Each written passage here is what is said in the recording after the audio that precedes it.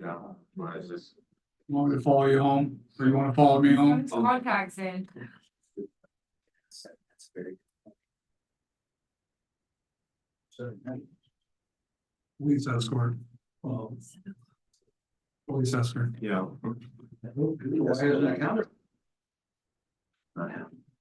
We'll go ahead and call this council regular session to order. It's Wednesday, May 1st. The time is 7 PM. Please join me in the pledge of allegiance. I pledge allegiance to the flag of the United States of America. and to the republic for which it stands, one nation, under God, indivisible, with liberty and Justice for all. Okay, I'm gonna start off with proclamation. It is the 55th annual Professional Municipal Clerks Week. May 5th through the 11th, whereas the office of the Professional Municipal Clerk, a time-honored and vital part of local government, exists throughout the world. And whereas the office of the Professional Municipal Clerk is the oldest among public servants. And whereas the office of the Professional Municipal Clerk provides a professional link between citizens, the local government bodies and agencies of government to other levels. And whereas professional municipal clerks have pledged to ever mindful of their neutrality and impartiality, rendering equal services to all. And whereas the professional municipal clerk serves as the information center and functions of a local government and community. And whereas professional municipal clerks continually strive to improve the administration of the affairs of the office of the professional municipal clerk through participating in education programs, seminars, workshops, and annual meetings of their state, provincial, county, and international professional organizations. And whereas it is the most appropriate that we recognize the accomplishments of the office of the professional municipal clerk.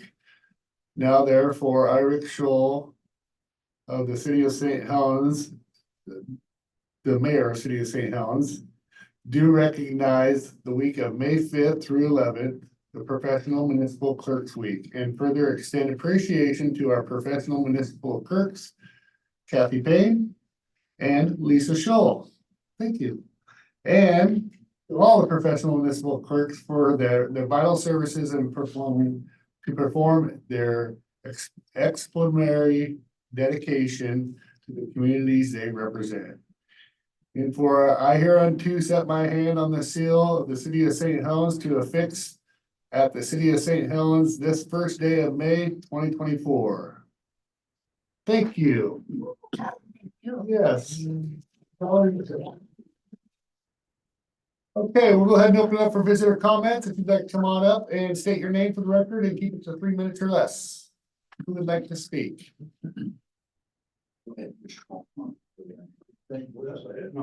Yeah. Mayor Scholl, councilors, nice to see everybody again. For the record. My name is Jim Coleman and I've lived in St. Helens for a long time. And it's a pastime. I watch YouTube and I watch your meetings on YouTube. And I say, well, that's good, that's good, that's good. But then I've been watching the budget stuff. And I probably should get more involved, but I watch. So now that watching the budget stuff brought me here today. So I'm kind of shocked at what I was seeing, and I looked into I got the budget online and looked at it, and pretty dismal from my perspective. And maybe that's my perspective, but on page 13 of the budget is a graph that shows a 5-year forecast for our budget. And this year we are going to maintain a reserve of 15%, which is normally 20. But the forecast shows next year we'll have a reserve of 1%. And the year after that will be at minus 12 and minus 24. and -35 over the next 5-year forecast. So me, looking at these numbers, I say, we're on a sinking ship, folks. This ain't good. So we have a budget for this year, and I've looked at that too. And on this sinking ship, we have managed to come up with some money to kind of jury rig this budget together for this year. And we have found some money, $1.5 million. We sold some timber, which we normally wouldn't do, but we sold that for our budget. One-time revenues from surplus property, transfer of timber, a reallocation of interest earnings from public safety fund. That is the money that we have from the water bill that is incurring interest. And we're gonna grab that interest and put it in to cover our butts on the budget. So I say, why are you doing that?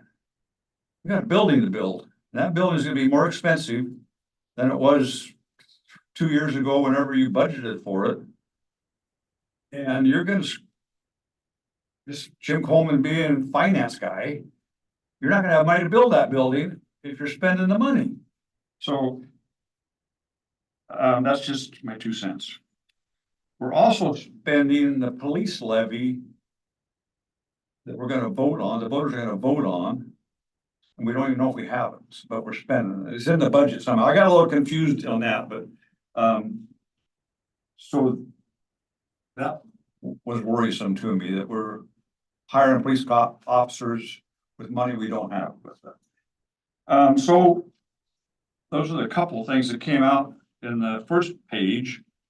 And then getting into the city budget on personnel, I look at on page 21 of your budget, talks about personnel for the last 10 years. And the operations people have had 17 people, 18 people, on the average 15 over the last 10-year period. They got to take a cut and go to 11 people in this current budget. So those people are going home, I guess. And then the next one that jumps out at me, and then looking at the whole thing on personnel for the city is pretty standard. All these departments stay pretty similar until you get to the police department. And you go across the last 10 years and it starts out at 17 people, 17 people, 17, 18, 19. 2023, 24. 28 police officers. So I ask, where did that need come from? Because we haven't needed them in the last 10 years. 28 cops. So I asked myself, what's going on with that? So on my little Google deal, I looked up Astoria. I said, what does Astoria have for cops? Astoria has 15 as of today, including the chief. That's across the board, 15 cops. To pay for that, you look at the budget under the police department, and there's a $1.9 million increase. Almost $2 million in 1 year. Pay for the cops. They're getting new cars. They're getting new battery packs for home. And we don't have any money. So in comparison, Astoria's budget for police for a year is 3.8 million. And Astoria is a pretty hopping town when things are going down there in the summertime. They get by with 3.8 million. So that's half of our budget. So that's just Jim Coleman, the fisherman, looking at budgets. I don't know what I'm talking about, but it just doesn't make sense to me that we're spending that kind of money on police and borrowing money we don't have to have a budget. So if you'd like, I can come to the budget meeting and Tomorrow at 4. tomorrow and I'm gonna recommend. And then then I listened to the budget committee meeting last week and the city council members. And all these numbers were talked about. And there was not much pounding on the desk or screaming up and down over a $2 million increase in the police budget. There were some questions, but not much. That's that meeting, tomorrow's meeting, I don't know, is that where you approve the budget? Potentially. So unless somebody gets up and starts banging on the desk, Chief Greenway's gonna get everything he asked for. And he could sell ice to Eskimos. He's a good salesman. And you guys are getting sucked into it. So that's just my Jim Coleman's look on life. And then another page that jumped out on me is page 52 on the tourism fund. In 2021-22, tourism revenue was $853 million for that year. 1,000. 853,000. Yeah, yeah. And $705. So that was tourism income, revenue. Next year, 214,000, next year, 180,000. And this year's proposed 154,000. So something's wrong there. I don't know what that is, but I'm not smart enough to figure that out, but somebody sure should ask that question.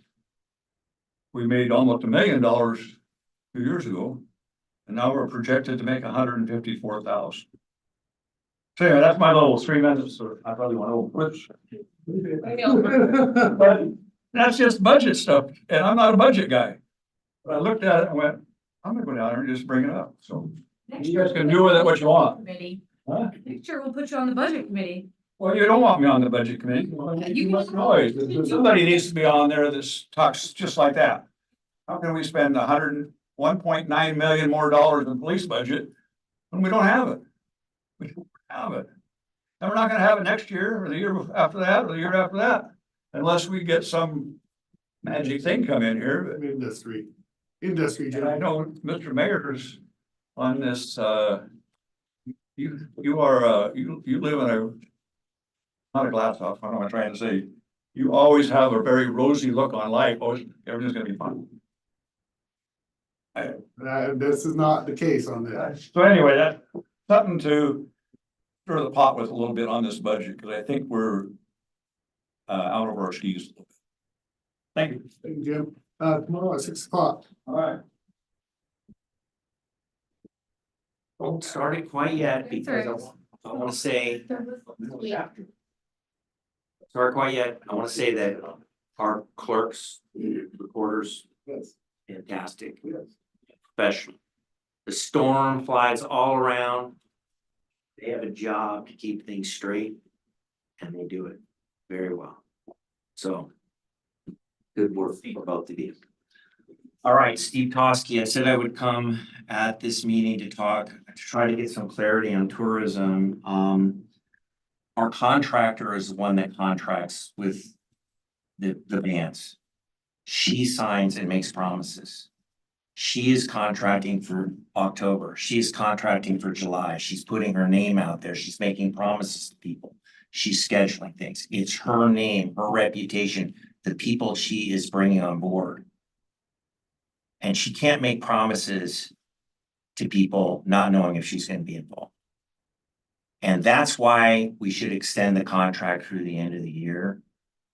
And this thing got started off on that because it starts in January and it goes to December and then it resets. Having it truncated causes a huge amount of problems. And I know that there was a big push to change things and it's not her fault, or maybe even your fault that we didn't get to it. This thing got started off on the wrong foot and there were false accusations about money being missing that were repeated. These were accusations that were made by our former finance guy that were proven to be untrue. And then there were accusations made again, and somebody said it was an inside job. The audit she had was an inside job. Why don't we trust the person that we've been doing business with for 9 years? The money that's been collected is sitting in a WANA account and is there to be used to make our tourism program run this year. Let's let her keep running it and do the RFP. And I think we need to be thinking about our approach to tourism in a different way. The exhibit D to the RFP, which is only an example contract, it's not even required that anybody in the RFP use that contract. It's an example. And it's a good thing it's just an example because that's an employment agreement. It's not an independent contractor agreement. There are things in there like you have to tell us the name of every person that is working on any of these events through the year and how much money they're making. Can you tell me that our contractors that are out here doing this building, we know the names of everybody that's working for them and everybody's working on our job and how much each and every one of them are making? Why would that even be in there as a suggested item? This very important thing is hijacked. We should be thinking about this contract as, look, we're gonna make $1 million on tourism this year. We want 300 grand. We want 400 grand of that. You just handle the rest. You handle insurance, you handle scheduling, you make sure this does it right. That's your independent contractor job. What we want accounting for is gross revenues. And then we want you, the contractor, to make sure this thing gets done right. And we want our cut from the top. To me, that's a much better approach than Exhibit D, which is, I don't think anybody could really work that contract. So I'm just saying, please, let's just extend this contract, trust the person that we've been doing business with that has proven not to rip this off. And Brandon, I remember that meeting when all these people were here, and this will be my final comment. All those people came here and you said, thank you for coming. I wish more of you would come here. These are people that came in and said, protect our livelihoods, protect our businesses. And I know you're under a lot of pressure because there are people trying to pressure this thing to go in a different direction, which I think is the wrong direction for our city. It's not going to be good. It'll be good enough. If I'm a business owner, I'm thinking, I don't want to hear it'll be good enough. I want to hear we're putting our best foot forward for our city council to protect our business. This year is going to be the hardest year ever for our tourism. We've got all these contracts going on. We've got to move the thing to McCormick Park. Let's let the person who's been with this program get us through this year, get the RFP done, look at our contractors, think about things carefully. We have a diamond here that makes us a lot of money and floats a lot of businesses. Let's be careful. So that's what I'm asking you. Thank you very much for letting me go over the time, and I hope this brought clarity to your decision.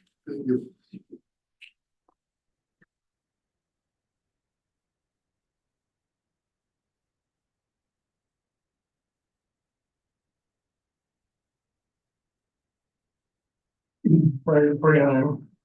So the first thing is, I'd like Jessica to tell us for the people that contacted her about the RFP.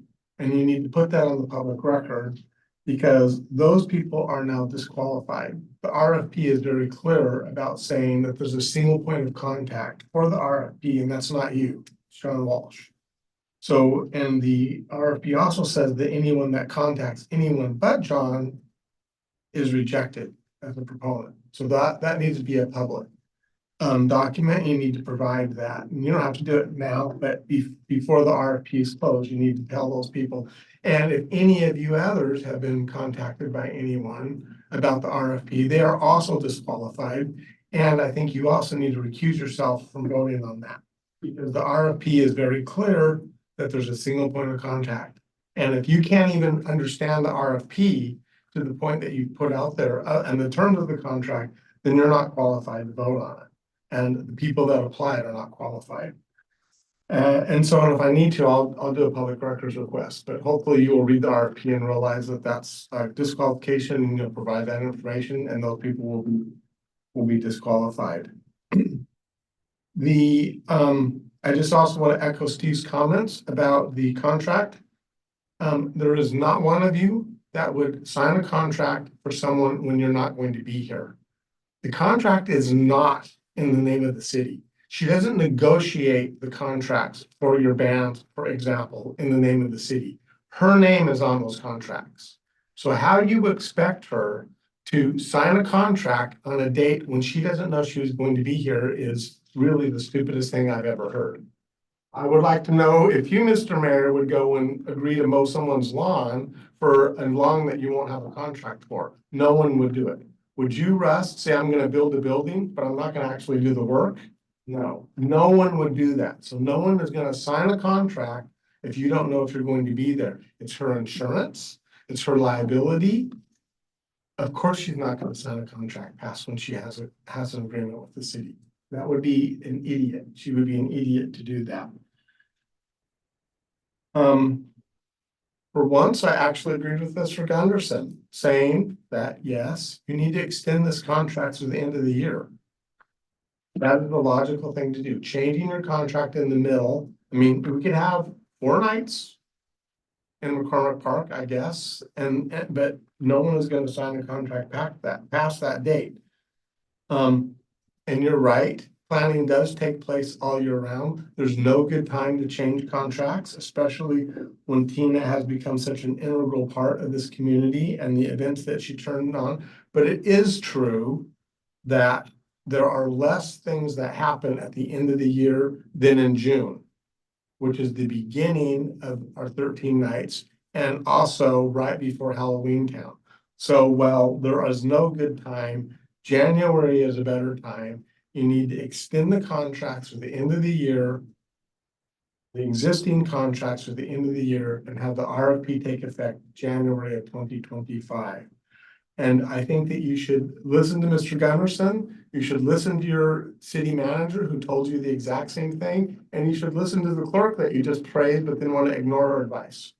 When she said the same thing to you as well, that the RFP process can be long and complicated. And why do you have these people and tell everybody how great they are, and then you just want to ignore their advice? And as far as the decision to have Halloween, you need to not kick this down the road. You stood there, Mr. Sundin, last week at the meeting that was canceled. And heard someone tell you that they just spent $8,000. There are people investing in Halloween Town now. They need to know if this is going to take place. And it is not fair to keep kicking that can down the road, even another 2 weeks or another week. You need to make the decision that whether you're going to have Halloween, you need to make that decision tonight. You need to extend your contract and you need to make that decision tonight.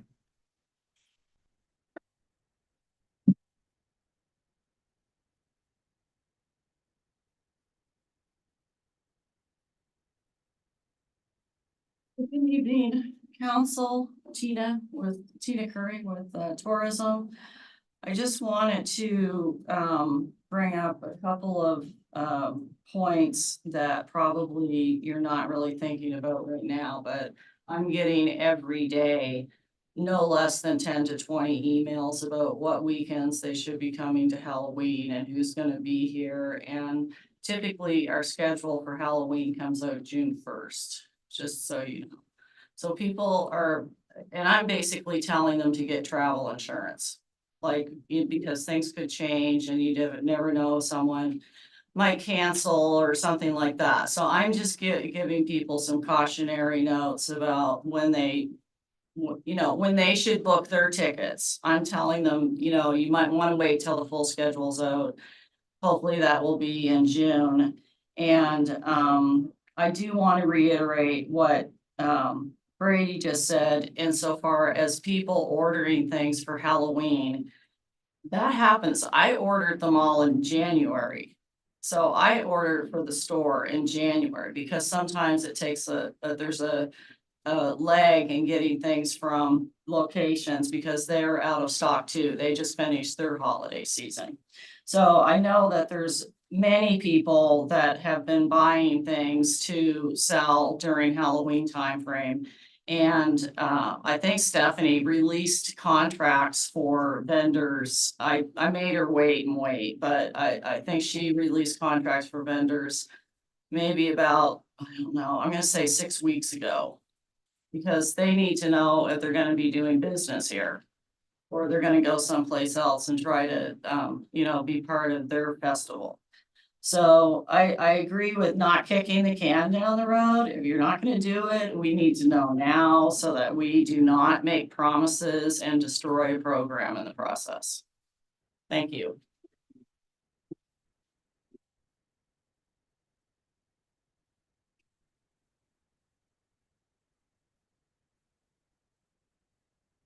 Good day, long time no see.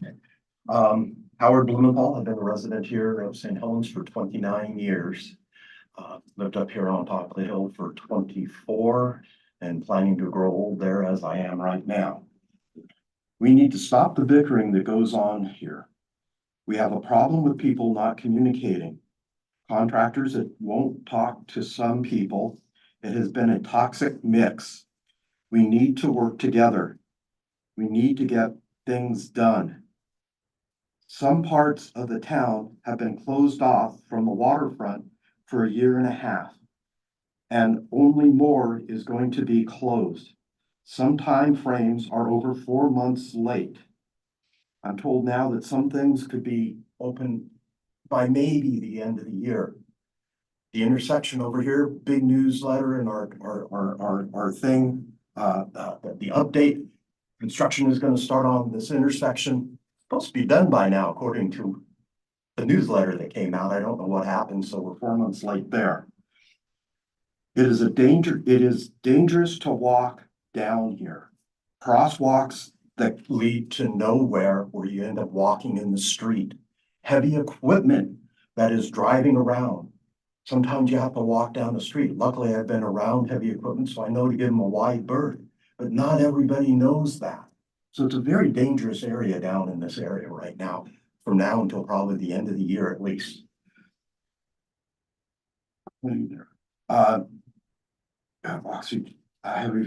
Sorry.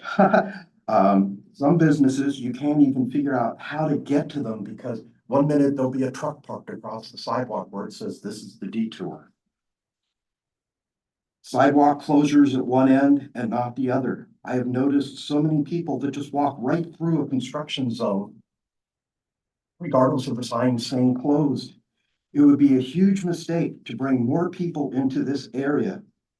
We need to do whatever we can to get this project done as soon as possible. To do anything that would slow this down is wrong. Wasting money to change dates of when things could be done or delaying anything when people are getting laid off is foolish. Residents that live here should be the priority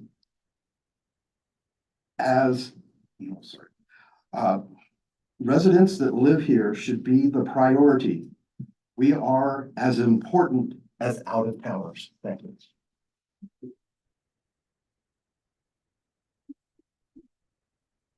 Other visitor comments?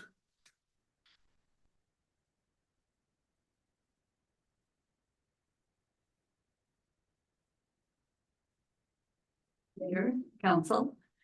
I'm Janet Masolan. I've lived in St. Helens for 30+ years. And I would like to say on behalf of the tourism, Tina is a very professional woman. She is not my friend. She is my boss at times. And I just admire everything that she does. She'll tell you if something needs to be changed in a professional way. And she compliments you, gives you a atta girl if it's done correctly.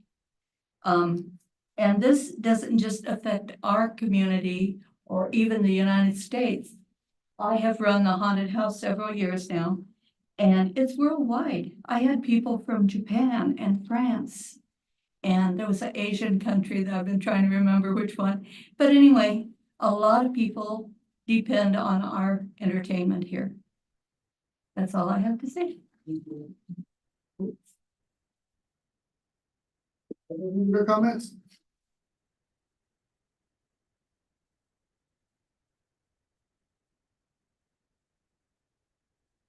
Steve Wilson. I also worked for Tina. And I have for about 6 years now. You can't work for anybody any better than her. I mean, she's very caring, very kind, heck of a good boss. I would absolutely hate seeing this, 13 nights and Halloween Town go away. As the old saying goes, if something works, why fix it? I'd like to see it keep going. I don't know the particulars of it, but you know, I mean, I enjoy working for her. Her and Chris both are extremely good people. And as you know, I work for her down there. I do the garbages and I do all kinds of different things down there. Anything that she wants me to do, I do. And I think it would be a grave mistake to cut it, you know, cut Halloween Town and 13 nights.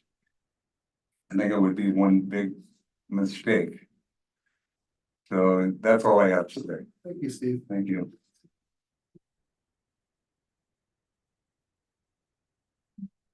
Hey, anybody online? Okay. We're gonna go ahead and do a first reading of an ordinance. Ordinance number 3300, an ordinance amending the St. Helens Municipal Code Title 10. Vehicles and traffic, adopting chapters 10.2 traffic calming. Okay, approve and authorize for signature agreement with Aaron Martin for per tem judicial services. I move we approve and or authorize first signature items 3 is read. Second. Okay, motion's been made and seconded to approve, Filling judge. pro tem and judge services. Backup judge. Any other discussion on it? Okay, Council President Chilton, Aye. Councilor Sunbeam. Aye. Councilor Gunderson. Aye. Councilor Hubbard. I'm an aye as well. Consent agenda for acceptance, for Parks and Trails Commission minutes dated March 11th, 2024. Planning Commission minutes dated March 12th, 2024. I make a motion to approve consent agenda for acceptance line items 4 and 5. Second. Okay, motion's been made and seconded to approve the minutes. For Parks and Trails and Planning Commission, Council President Chilton. Aye. Councilor Sunbeam. Aye. Councilor Gunderson. Aye. Councilor Hubbard. Aye. And I as well. Consent agenda for approval, 6 new librarian, 1 youth and makerspace librarian job description. 7 council minutes dated February 7th, 2024 and March 13th, 2024. And 8 accounts payable bill list. I'll make a motion to approve consent agenda for approval, line items 6, 7, and 8. Second. Yeah, motion's been made and seconded to approve consent agenda 6, 7, and 8. President Chilton. Aye. Councilor Cindy. Councilor Gunderson. Aye. Councilor Hubbard. Aye. And I'm an aye as well. I don't think we had any work session items. Okay, council reports, Council President Chilton.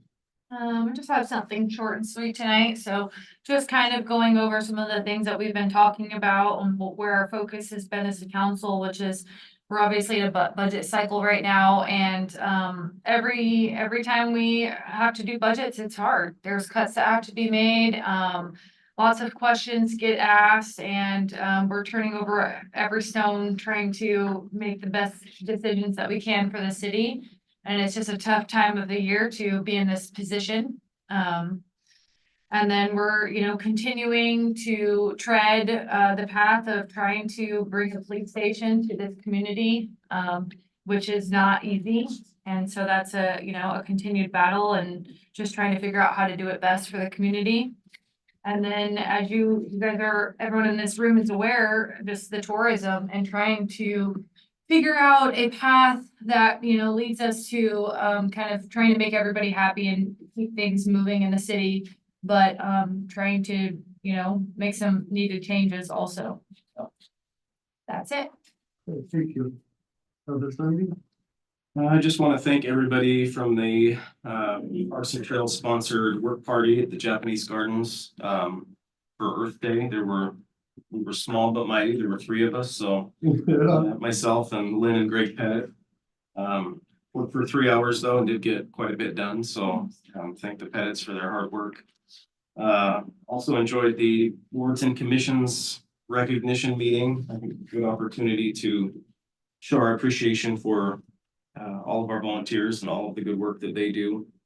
Also want to thank Gloria and the finance crew and also our budget committee for all the prep that they've put into budget season and preparing the budget, and our budget committee really asking some tough questions and diving in there and being involved. So thank you for your participation. If you have some time this weekend, I would encourage you to stop in at the library. They're having a Friends of the Library book sale on Saturday. Also, the St. Helens Garden Club will be there with a plant sale. And then just remind everybody listening that we're still looking for volunteers for Citizens Day. So if you have a couple hours on June 22nd, get in touch and I'm sure we'll find a spot for you. Thank you. Thank you. Yep. Councilor Gunderson. I don't know if this is a report, but I do want to bring up this tourism thing, because I think we could be making a big mistake if we, I think we'd be in better shape if we let the existing contract slide, work the way it's supposed to work.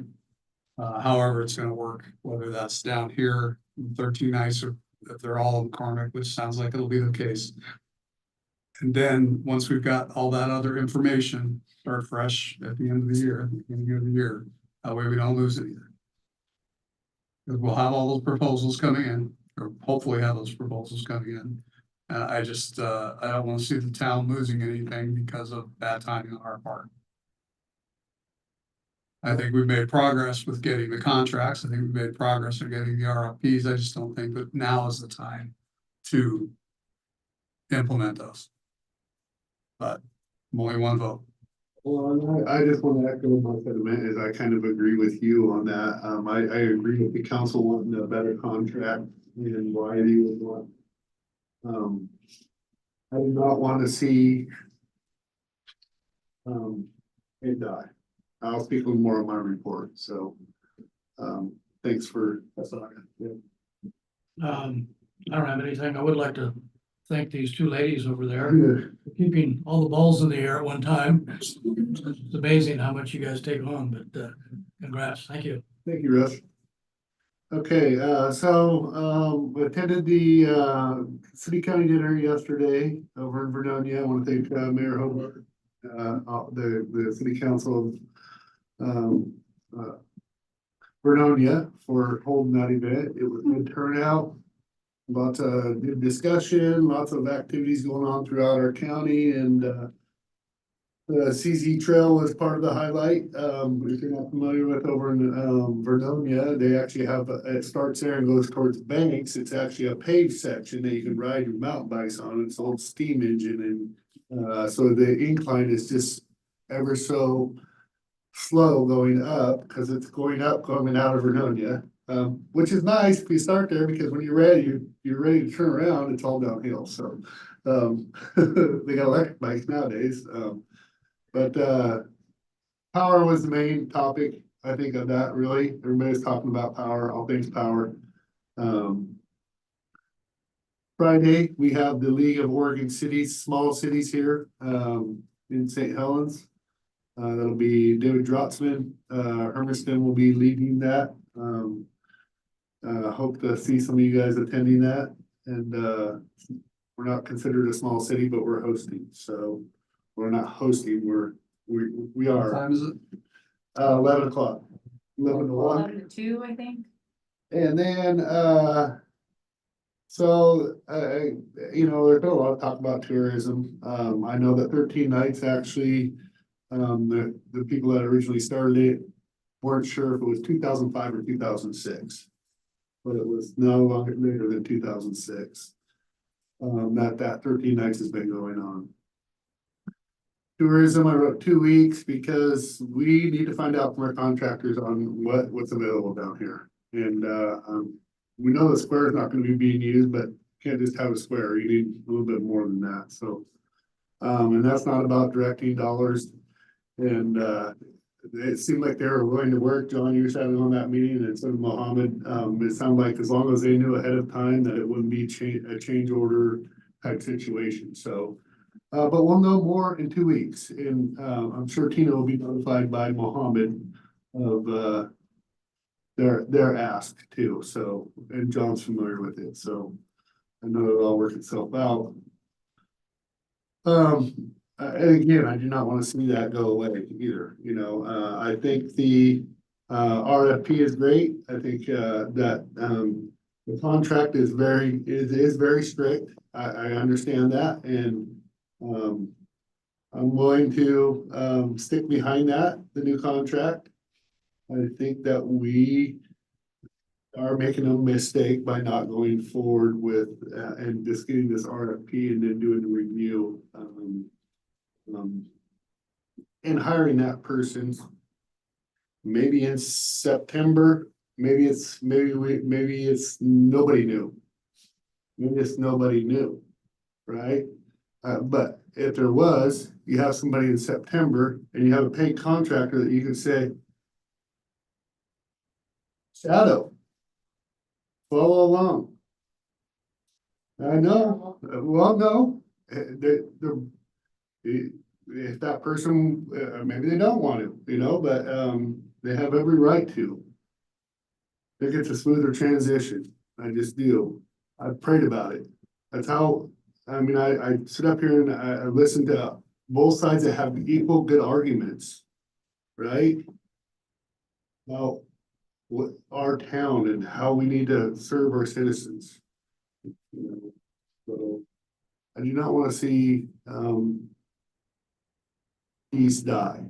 That is a $2 million revenue stream Halloween comes in.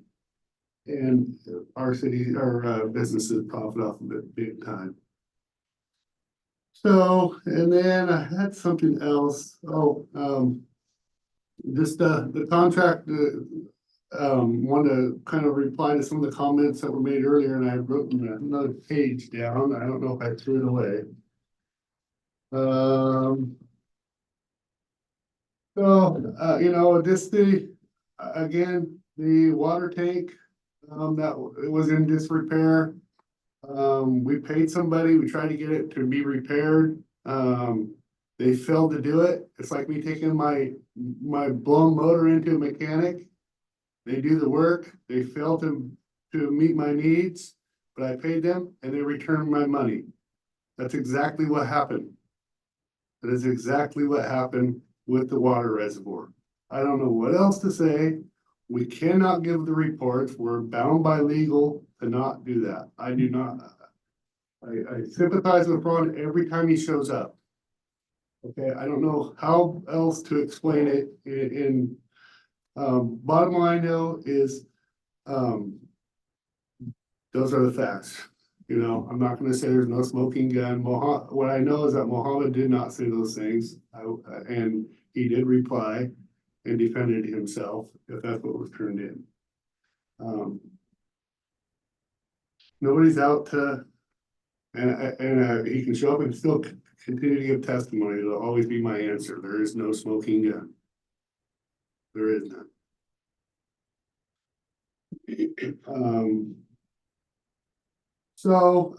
Budget, I got that written down from earlier. Yes, you know, we are working diligently on that. It's because of industry. I don't know how else to say that. And I'm not putting it completely on Cascades leaving. I'm putting it on that we didn't want, when I grew up here, we had 4 to 5 mills when you include Multnomah Plywood.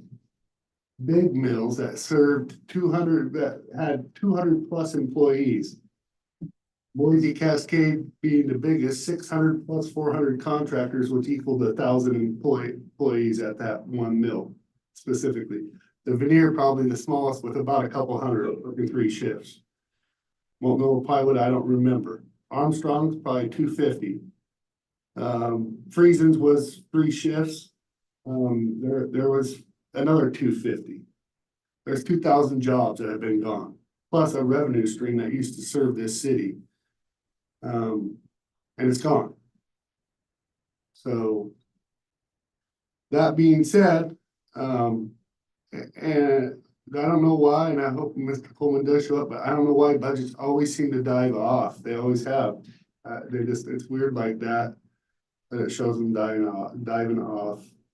And this is the first year that we've had this go away from our 20%, but they have been diving off since I started. And you can watch the old budget committee meetings and you can see them just do that. So. But I look forward tomorrow, having a good conversation about budget. Yeah, I think we need to definitely talk about all things, tourism next meeting, and you know, I'm not gonna make a decision tonight. I don't think that's fair. I think everybody should have time to think about it, talk about it, pray about it if that's what you do. Remember that there's a lot of people that enjoy 13 nights. And there's a lot of not just locals, but tourists, what it's actually designed to do, and that come in for October. So, yeah, that's all I got. Oh, thank you, Kathy. Thank you, Lisa. Yes, for all the hard work that you do and have done for years. We always have, when we need information, we ask about it, you'll get it, and usually really fast too. So I know that takes some effort, but you guys are talented at what you do and get us the information we need. So that's all I got. We're adjourned.